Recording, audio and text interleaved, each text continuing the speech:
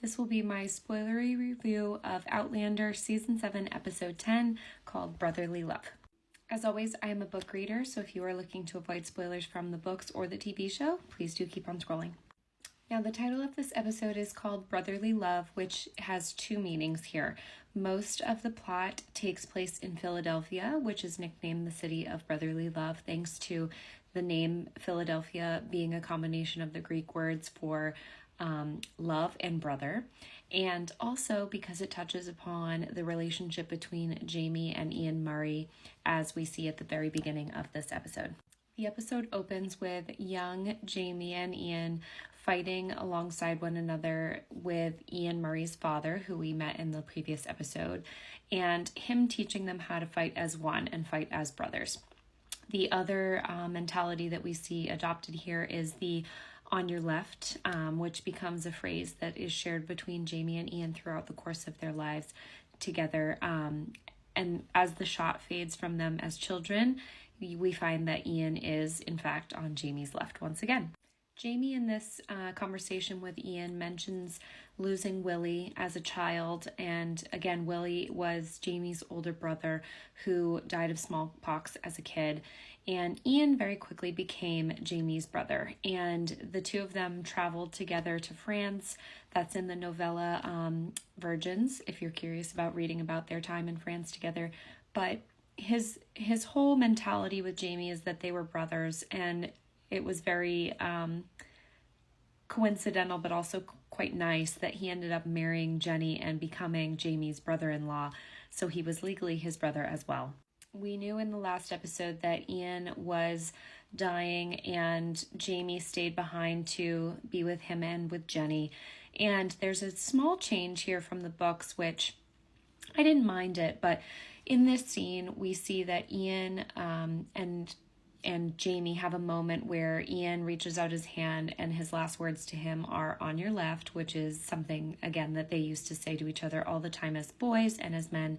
And his very last word is to look over and say, Jenny. In the books, the whole family is in the room with Ian, and Ian reaches his right arm out, and young Jamie, his son Jamie, knows that he is reaching for the elder Jamie and lets him go by his father's side. And his last words before he passes is Jamie. And there's actually a moment in the book where Jamie wonders if Jenny is upset that Ian's last words on this earth were to him and not to her. They obviously made that change in the show so that his last word is Jenny. Following Ian's death, obviously both Jenny and Jamie are upset about losing him, and this has been a very long and drawn-out process. Even though Jamie's only been back in Scotland for a short amount of time, you can imagine Jenny's been living with us for quite some time. And in the books, Jenny almost immediately says to Jamie that she is going to go with him to America. She needs to leave Lallybroch. She wants out. And in the show, they change it so that Jamie is the one that suggests that maybe Jenny go with him back to America. I'll be curious if in the next episode they kind of make it seem like Jenny comes around to the idea and chooses to go with him. But in the books, she instantly wants to go with him to America when he leaves. I personally thought that the time we got with Ian Murray was the perfect amount. I think Stephen Cree does a wonderful job with that character, and it was nice to have him get that full circle moment where he could say goodbye to the character in such a nice way. And I also think it's a great reminder as show watchers that Jamie losing Ian is very significant to him, akin to him losing Myrta. Like, these are people who raised him, were very much a part of his life, and so this is a huge loss for him. I think it's been a minute since Jamie's felt something like this, and also for him to be rekindled with his sister becomes very important later on in the story. From there we jump to Claire and young Ian, who have arrived in Philadelphia, Pennsylvania. As an aside, I really loved visually what they did with Philadelphia. I know they filmed this in England, but it really comes across well as Philadelphia. So we see Claire and Ian driving into Philadelphia, and in the books, Ian doesn't actually enter the city. It is not safe for him to be seen there since the British are patrolling around the city, and Ian looks like a suspicious character. So in the books, he actually stays outside the city limits, and Claire goes in alone to Marsley and Fergus's house. obviously they are deviating away from that storyline here, so Ian joins her. While they are in the horse and buggy, Claire's asked about her parents, and she says that they died in an accident when she was 5, which I think is nice foreshadowing for the Blood of My Blood series that is coming out soon. Ian has found out that the Continental Army are located in Valley Forge and tells Claire that he is going to go look for them and find Rachel Hunter. In the books, he doesn't have any idea where Rachel is, so he basically is tasked with going up and down the East Coast, hoping to get some piece of information that might give him an idea of where she is. They streamline that a lot in the show, so he already knows that the Continental Army are at Valley Forge and is presumably off to go find them, leaving Claire at the home of Mercy Woodcock.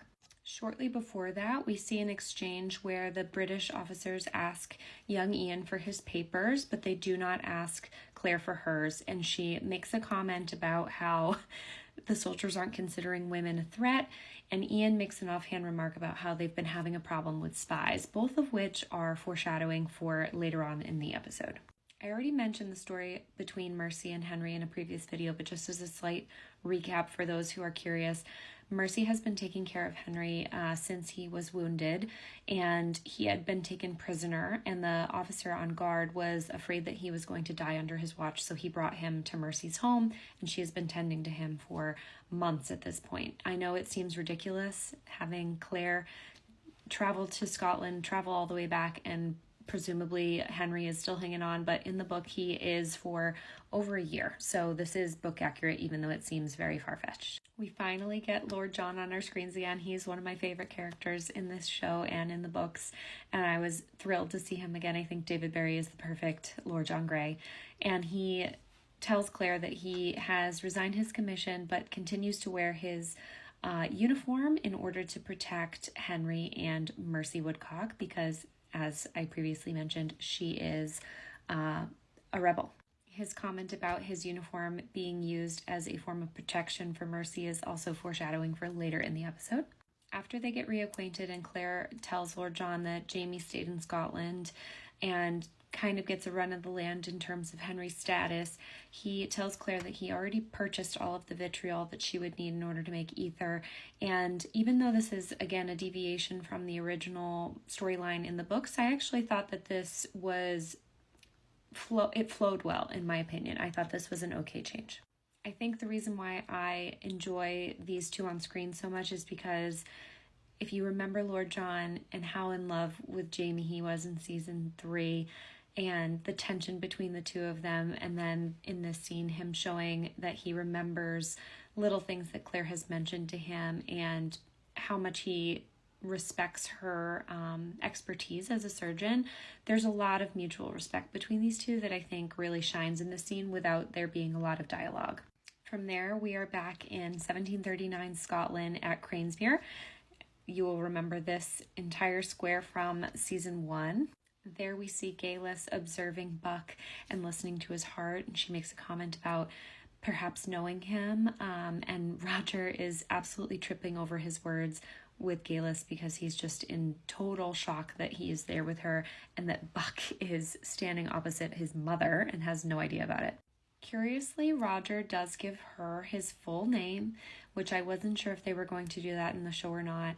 And when Galis goes to get herbs from the garden, he tells Buck that he knows Galis from 12 years ago in Inverness. The choice of them doing Roger's internal dialogue in order to provide context and fill the viewer in with a little bit more detail for people who don't know what's going on, I think is very effective in this sense and actually quite funny.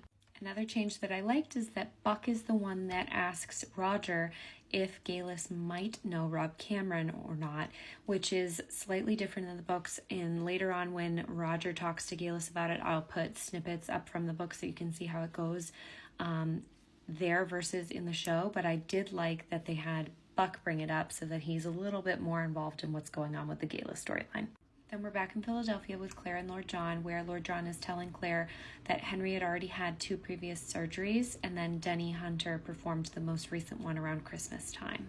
He tells Claire that Denzel was able to remove one of the musket balls, but there's still one lodged somewhere inside his body, and I am running out of time, so come back for part 2.